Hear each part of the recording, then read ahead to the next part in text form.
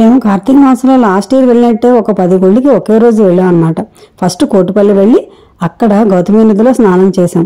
వీళ్ళు కాకినాడ నుంచి వచ్చారంట, చాలా సందడిగా ఉన్నారు బ్యాచ్. తీసుకో. మేము కూడా పూజ చేసేసుకుని దీపాలు వదులుకున్నాం నదిలో.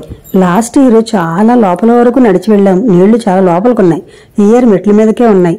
తెలియని చోట చాలా జాగ్రత్తగా ఉండాలి కదా, చాలా జాగ్రత్తగా చేసాం అందరం కూడా. బురద లేదు, అంతా ఇసుకే, కానీ చాలా మెత్తగా ఉందన్నమాట. సంవత్సరానికి ఒకసారైనా నదీ స్నానం గాని సముద్ర స్నానం గాని చేయాలంటారు కదా. మామూలు రోజుల్లో అయితే ఇలాంటి నదీ తీరాల్లో జనం ఉండరు. అదే కార్తీక మాసంలో అయితే చాలా ఎక్కువ మంది ఉంటారు. దాని వలన కొత్తగా వెళ్లే వాళ్ళు కూడా భయం ఉండదు అనమాట. చక్కగా స్నానం చేసి దీపాలు అవి వదులుకోవచ్చు. అలాగే పూలు అమ్మేవాళ్ళు, పళ్ళు అమ్మేవాళ్ళు, అన్ని రకాలు పూజా సామాగ్రి అమ్మేవాళ్ళు అందరూ ఉంటారు కదా, భయం ఉండదు అనమాట. ఇబ్బంది కూడా ఉండదు. ఒంటరిగా ఏ పని చేయలేము, చేయకూడదు, కానీ 10 మందితో వెళ్ళేది బాగుంటుంది కదా. అవకాశం ఉన్న వాళ్ళు తప్పకుండా ఈ కోటిపల్లి వెళ్లి స్నానం చేయండి, చాలా మంచిదంట. ఇక్కడికి వస్తే దగ్గరలో చాలా పురాతనమైన గుళ్ళన్నీ ఉంటాయి. ద్రాక్షారామం, బెక్కవోలు, అక్కడే సూర్యనారాయణ టెంపుల్, ఫేమస్ అయిన సుబ్రహ్మణ్య స్వామి టెంపుల్, ఇవన్నీ దగ్గరగా ఉంటాయి. చాలా ఎక్కువగా చూడొచ్చు ఒకేసారి. అంత దూరం వెళ్ళాక ఒక్కొక్కసారి ఒక్కొక్క టెంపుల్ చూసి రాలేం కదా. ఇలా 10 మందితో వెళ్తే మనకి చాలా సరదాగా ఉంటుంది. మా వాళ్ళకి అందరికి చాలా భక్తి ఎక్కువ. కార్తీక మాసం కూడా చాలా బాగా చేసుకుంటారు. ఇక్కడ ఈ నదీ తీరంలోనే శివలింగం అది పెట్టారు. ఆ నదిలో స్నానం చేసిన వాళ్ళంతా ఆ ఒడ్డునే ఉన్న శివలింగానికి జలాభిషేకం చేసుకుంటున్నారు, ఉంటే పాలతో కూడా చేసుకుంటున్నారు. బాగుంది కదా. దేవుడు అంటే భక్తి భయం 2 ఉంటాయి కాబట్టి ఆ దేవుడి పేరు చెప్పి కొన్ని చెట్లు మొక్కలు కూడా మనకి ఆరాధించమని చెప్పారు.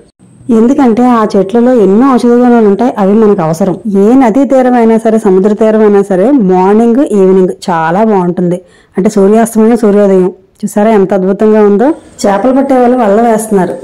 కార్తీక మాసం అనేసరికి ప్రతి నది ఒడ్డున బ్రాహ్మణులు కూడా ఉంటారు కాబట్టి నదిలో స్నానం చేసి అక్కడే దీపదానం, శిలాదానం, అన్ని దానాలు ఇచ్చుకోవచ్చు. అంతేకాదండి, కార్తీక మాసంలో లేని వాళ్ళకి చెప్పులు, గొడుగులు, బట్టలు ఏవి దానం ఇచ్చినా సరే అద్భుతమైన ఫలితం వస్తుందంటారు. అలాంటివి కూడా చేసుకోవచ్చు. దానగుణం ఉండాలే గాని ఏ మాసమైనా ఒకటి, ఎప్పుడైనా చేసుకోవచ్చు. చూసారా పూజా సామాగ్రి అంతా పెట్టుకున్నారు వీళ్ళు. ఉదయం 5 గంటలకే పెట్టేశారు వీళ్ళు. కాబట్టి ఇలాంటి చోట కార్తీక మాసంలో స్నానాలు చేసామనుకోండి, తర్వాత కావలసిన పూజా సామాగ్రి అంతా అక్కడే దొరికేస్తుంది. కాబట్టి మనం ఏమైనా మర్చిపోయినా తెచ్చుకోలేకపోయినా ఇబ్బంది పడవలసిన పనేం లేదు.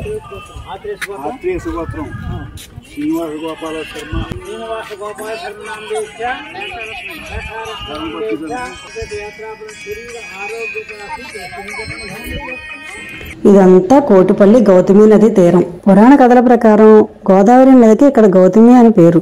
ఈ కోటిపల్లిలోనే అద్భుతమైన శివాలయం ఉంది. నెక్స్ట్ వీడియోలో చూద్దాం. వీలైన వాళ్ళంతా తప్పకుండా రండి.